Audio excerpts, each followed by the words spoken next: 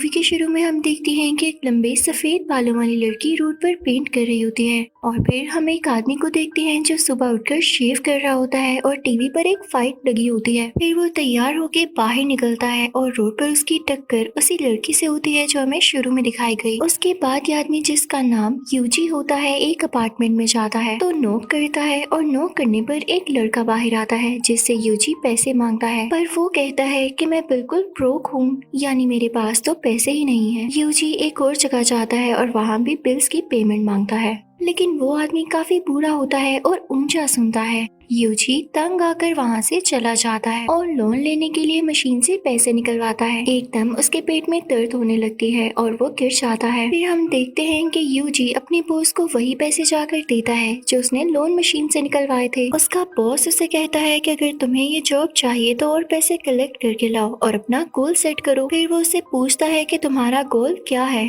वो कहता है 3 मिलियन। वो उसे पंच मारने लगता है तो यूजी कहता है 5 मिलियन। बॉस कहता है कि अगर तुम फेल हुए तो वापस मत आना। वो कहता है कि मैं फेल नहीं होऊंगा। फिर हम यूजी को एक लाइब्रेरी में देखते हैं। वहाँ एक लड़की काम कर रही थी जो उसे पसंद आ जाती है। वो वहाँ से एक कैसेट बाय करता है और यूजी उस लड़की को अपना कार्ड भी दे देता है। फिर वो लड़की जब बुक सेट कर रही होती है तो एक लड़का कार में बैठा उसे घूर रहा होता है। फिर हम देखते हैं कि यूजी वो कैसेट सुन रहा होता है और उस लड़की के बारे में सोच रहा होता है, तो उसकी कैसेट चलना बंद हो जाती है। फिर वहाँ से वही सफेद बालों वाली लड़की गुजरती है। फिर यूजी को उसकी मॉम की कॉल आती है। वो उसे 1 मिलियन मांगती है। यूजी कहता है कि मैंने आपको पहले भी मनी भेजी थी। वो कहती है कि मैं पैसे जाया नहीं करती और तुम तो जॉब भी करते हो तो तुम मुझे आसानी से पैसे भेज सकते हो। फिर यूजी दोबारा से लोन लेने के लिए बैंक में जाता है और वहाँ लोन की लिमिट ही खत्म हो चुकी होती है क्योंकि वो पहले से ही बहुत सारा लोन ले चुका था। अचानक से उसके पेट में फिर से दर्द होती है और वो अनकॉन्शियस हो जाता है। वही लड़की उसके ख्याल में आने लगती है और फिर उसको ब्लड वॉमिट हो जाती है। यूजी डॉक्टर के पास जाता है तो उसे कैंसर डायग्नोज होता है।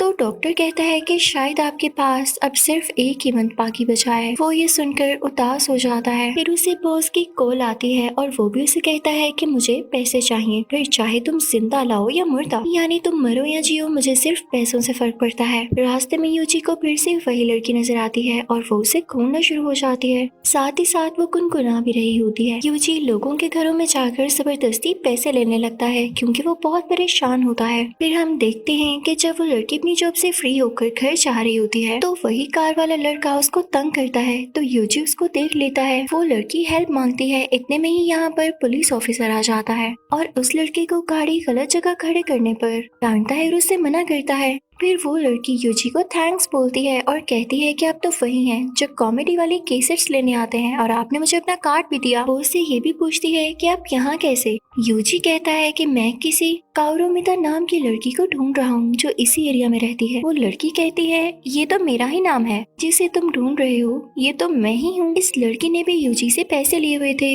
जो वापस नहीं किए थे। वो यूजी को अपने घर ले जाती है और उसे डेब्ट पे कर देती है। वो उसे बताती है कि मैं इसे जरूर वापस करती, लेकिन मेरे दूसरे बहुत एक्सपेंसेस थे। फिर वो उसके लिए टी बनाकर लाती है। वो यूजी से कहती है कि आपकी स्माइल बहुत अच्छी है और उससे पूछती है कि अगर कोई प्रॉब्लम है तो उसे शेयर कर सकता है। वो उसे एक प्लेस पर लेकर जाती है जिसका नाम है लव एंड चैरिटी, जहाँ वो लोग अपनी प्रॉब्लम्स को सॉल्व करवाने आते हैं। वो लड़की यूजी से कहती है कि इस चर्च का मेंबर बनने के लिए मनी की जरूरत होगी। वो कहता है लेकिन मेरे पास तो कोई पैसे नहीं है और साथ ही यूजी को स्टमक पेन स्टार्ट हो जाती है। वो लड़की यूजी से सॉरी कहती है और कहती है कि मैं आपको ट्रैप नहीं करी, मैंने बहुत हार्डशिप्स देखी हैं, लेकिन जब से मैं यहाँ आई हूँ मेरी सारी प्रॉब्लम सॉल्व हो गई हैं। उन दोनों को बात करते हुए एक बच्चा देख लेता है। फिर वो कहती है कि मेरे हार्ट में भी पेन होती है आपकी तरह। तो यूजी उसे टच करता है और इसके बाद वो वहाँ से निकल आता है तो एक लेडी उसे एक क्लब में ले जाती है जहाँ पर कुछ लड़कियाँ भी होती हैं। वो एंजॉय करती हैं, लेकिन इसके बाद वो सब लड़कियाँ मिलकर यूजी के सारे पैसे चुरा लेती हैं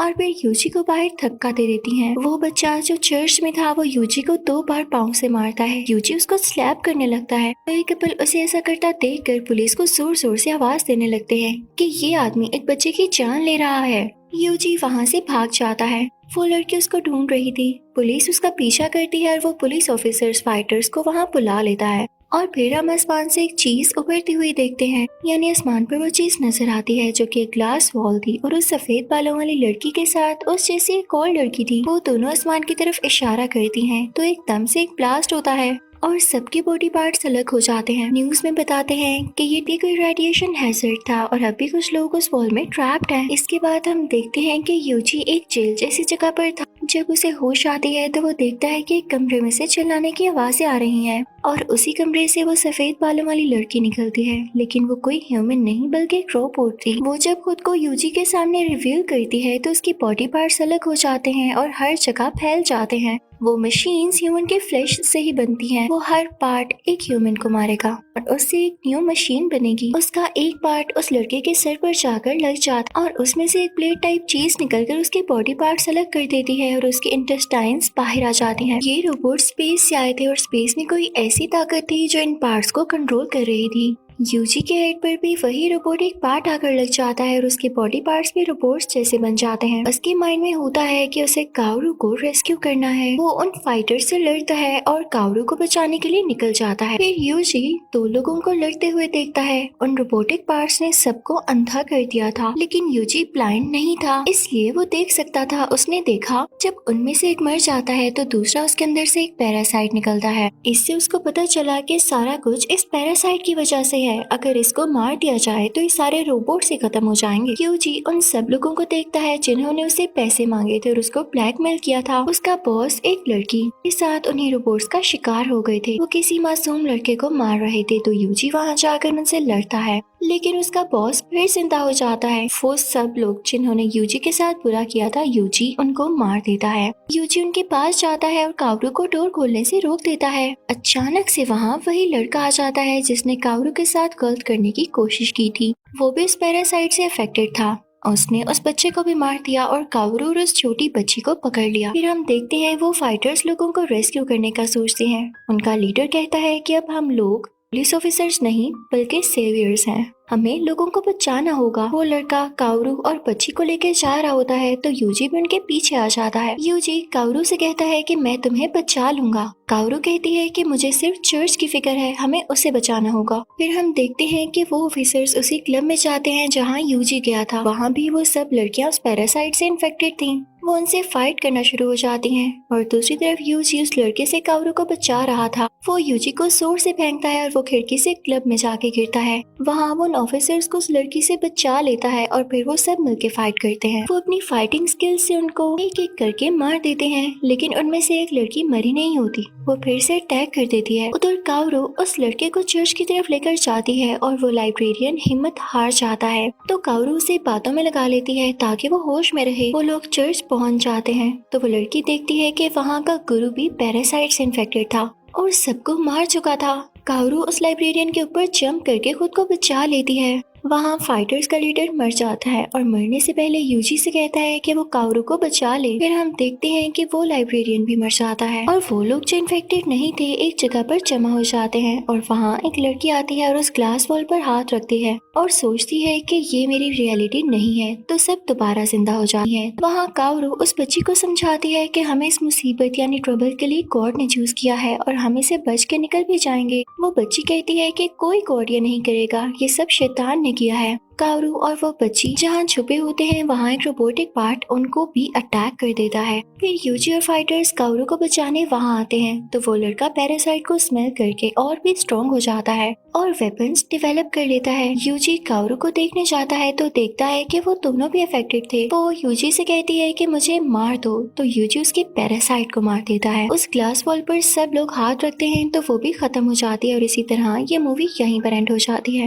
मूवी के स्टार्ट में डेनमार्क का राजा अपनी जीत का जश्न मना रहा था। ये बात बहुत सालों पहले की थी। इस जश्न के शोर से वहाँ एक केव में एक ड्रैगन तंग हो रहा था, जिससे उसको बहुत गुस्सा आता है और वो महल पर अटैक कर देता है। वो देखने में तो बिल्कुल इंसान जैसा पर बहुत ही पावरफुल और अगली था। वो वहाँ सभी लोगों को खत्म करने लगता है और कोई उससे नहीं जीत पाता। और जब आखिर में वो राजा को खत्म करने के लिए बढ़ता है तो अचानक कोई पावर उसे पीछे खींच लेती है और वो वहाँ से गायब हो जाता है। उस ड्रैगन का नाम ग्रैंडल था। अब हम देखते हैं कि जब ग्रैंडल अपनी केव में था तो उसको आवाज आती है कि तुम इंसानों को नुकसान क्यों पहुंचा रहे हो, तुम्हें तो इसकी इजाजत नहीं है। ये आवाज उसकी माँ की थी जो उससे ज्यादा ताकतवर थी। अपनी माँ के बात के जवाब में वो कहता है कि वो लोग शोर कर रहे थे जो मुझे तकलीफ देता है। अब इस सीन में हम बादशाह का महल देखते हैं जहाँ गुजरी हुई रात बहुत अजीब थी। इस सारी सिचुएशन को बादशाह देखते हुए कहता है कि अब यहाँ कोई जश्न नहीं होगा और इसी के साथ वो किसी ऐसे आदमी को ढूंढने का हुक्म देता है जो ग्रैंडल को मार सके। साथ साथ वो ये भी कहता है कि जिस आदमी ने ये कर दिया तो बादशाह उसे अपना पार्टनर बना लेगा और इस काम को करने के लिए वहाँ पर बियोवुल्फ आता है जो बहुत ब्रेव था। इधर बियोवुल्फ आकर बादशाह को कहता है कि वो ये काम करेगा, लेकिन यहाँ बादशाह का खास आदमी उससे कहता है कि तुम तो एक हारे हुए आदमी हो, तुम स्विमिंग कंपटीशन में हार गए थे।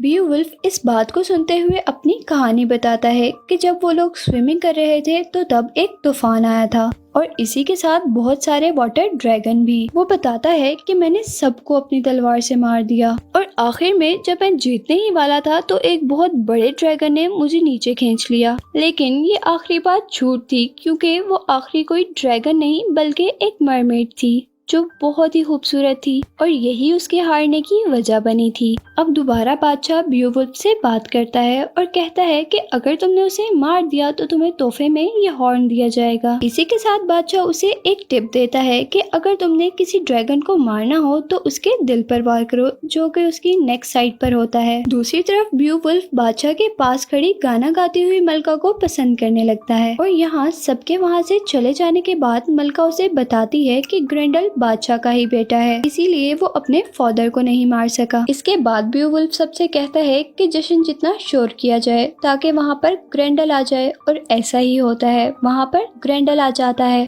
सब उसकी पावर देखकर हैरान होते हैं क्योंकि उस पर कोई भी वेपन असर नहीं कर रहा था और साथ ही साथ वो लोगों को जिंदा खा रहा था। ग्रैंडल के सामने सारे ही सोल्जर्स हार मान लेते हैं पर यहाँ बियोवुल्फ अभी तक सिर्फ उसे नोटिस कर रहा था और जब ग्रैंडल उस पर अटैक करने आता है तो वो बहुत ज्यादा नॉइस क्रिएट करता है और इसी के साथ उसकी पावर कम हो जाती है और पावर कम होने पर बियोवुल्फ जल्दी से उसके कान काट देता है। ग्रैंडल तकलीफ में वहाँ से भागने लगता है पर बियोवुल्फ उसे जंजीरों में पकड़कर उसका हाथ काट देता है। यहाँ सभी बियोवुल्फ के जीत जाने पर जश्न मनाने लगते हैं और ग्रैंडल को हम उसकी माँ के पास देखते हैं जो उससे वादा करती है कि उसका बदला जरूर लेगी। इधर वो बादशाह उसे वो गोल्डन हॉर्न दे देता है जिसका उसने वादा किया था और मूवी के नेक्स्ट सीन में हम देखते हैं कि ग्रैंडल की माँ मरमेड की शक्ल में आकर बियोवुल्फ के ख्वाब में उसे वार्न करती है जहाँ वो देखता है कि बहुत सारी डेड बॉडीज छत से लटकी हुई हैं और वो वहाँ पर अकेला है। इधर दूसरे सीन में हम बादशाह को देखते हैं जो बियोवुल्फ को ग्रैंडल की माँ को मारने का मिशन देता है। बियोवुल्फ ये मिशन एक्सेप्ट कर लेता है और अपने साथी को लेकर मैजिकल केव की तरफ आता है जहाँ ग्रैंडल की माँ रहती है। यहाँ हम पानी के दरमियान उस केव के पास बहुत सारे स्केलेटन देखते हैं। बियोवुल्फ अपने साथी को बाहर रहने का कहकर अंदर जाता है। अंदर जाने पर हर तरफ सोना ही सोना था और दरमियान में उन्हें ग्रैंडल की लाश भी मिलती है और तभी बहुत खूबसूरत लड़की पानी में से निकलती है। यहाँ बियोवुल्फ विच यानी डायन को मारने की बहुत कोशिश करता है लेकिन वो बहुत ज्यादा पावरफुल थी और बियोवुल्फ उसका कुछ भी बिगाड़ नहीं पाया था। यहाँ वो विच बियोवुल्फ से डील करती है कि जैसे तुमने मेरे बेटे को मारा इसीलिए मुझे तुमसे एक बेटा चाहिए और इसी के साथ ये तुम्हारा गोल्डन हॉर्न भी मेरे पास रहेगा और जब तक ये मेरे पास होगा तब तक तुम बादशाह रहोगे और इसके बदले में मैं तुम्हें ग्रैंडल का सर दूंगी जिसे दिखाकर तुम ये कह सकोगे कि मैंने अपना मिशन पूरा कर लिया और इसी के साथ साथ मैं तुम्हें कभी तंग नहीं करूंगी।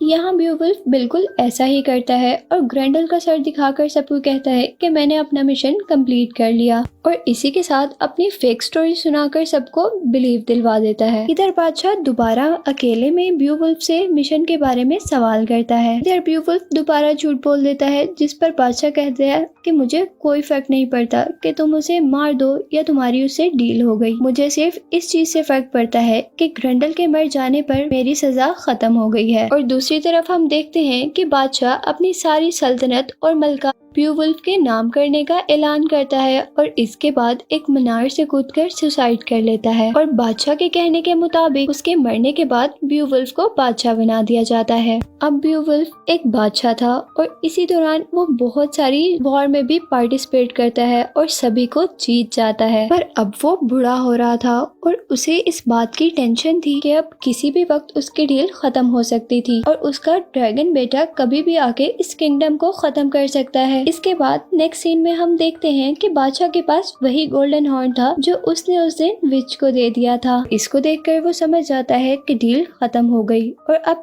किसी भी वक्त वो आकर यहाँ पर हमला कर सकते हैं। उसी रात को एक ड्रैगन एक गांव को खत्म कर देता है और पहले राजा के खास आदमी को जिंदा छोड़ देता है, ये पैगाम बादशाह तक पहुंचाने के लिए कि उसका बेटा बदला लेने आ गया है। और वो आदमी ब्यूवुल्फ तक सभी पैगाम पहुंचा देता है। इधर ब्यूवुल्फ अपने किए पर बहुत ज्यादा शेम था और वो मलका को सारी बात बता देता है। मलका उसे माफ कर यहाँ से बहुत दूर चलने का कह देती है, लेकिन वो कहता है कि मैं इस किंगडम को बचाना चाहता हूँ और वो ड्रैगन को मारने के लिए निकल जाता है। नेक्स्ट सीन में हम ब्यूवुल्फ को उस मैजिकल केव के सामने देखते हैं जहाँ पर वो अपने खास आदमी को कहता है कि अगर मैं मर गया तो नया राजा तुम होंगे। ब्यूवुल्फ उन दोनों ड्रैगन से रिक्वेस्ट करता है कि उनके स्टेट को छोड़ दिया जाए, लेकिन यहाँ वो ड्रैगन जो ब्यूवुल्फ का बेटा था बहुत गुस्से में था और ब्यूवुल्फ पर फायर अटैक करके आगे बढ़ जाता है। ब्यूवुल्फ भी ड्रैगन के पीछे पीछे जाता है और अपनी कुल्हाड़ी पर रस्सी बांधकर ड्रैगन को मारता है और उसी से लटक जाता है। दूसरी तरफ ड्रैगन को देखकर सारे सोल्जर्स उस पर अटैक कर देते हैं, जिनको ये नहीं पता होता कि बादशाह ड्रैगन के साथ है और यहाँ पर बादशाह को जल्दी से वहाँ से जंप करना पड़ता है। यहाँ वो ड्रैगन सब पर फायर अटैक कर रहा था और तभी ब्यूवुल्फ माउंटेन से जंप करके उस ड्रैगन के ऊपर चढ़ जाता है।